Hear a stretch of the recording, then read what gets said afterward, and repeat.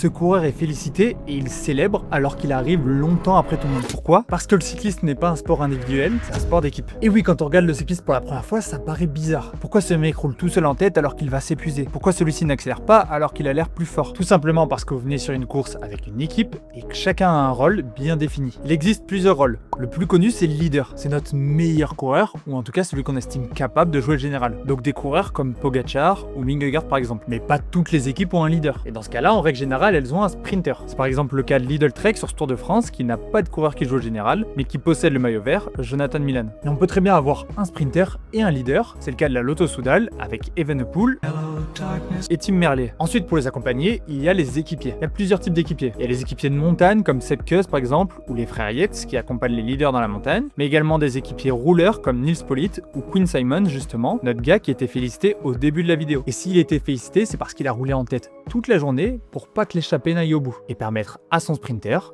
d'aller gagner l'étape. Donc cette victoire, c'est un peu la sienne aussi. Et j'ai même pas eu le temps de vous parler des poissons pilotes, de l'importance des équipiers en montagne, ou de comment la Sky arrivait à gagner le tour avec à peu près n'importe quel coureur, tellement elle était supérieure collectivement. Mais ça sera peut-être pour une prochaine vidéo, alors pense à t'abonner.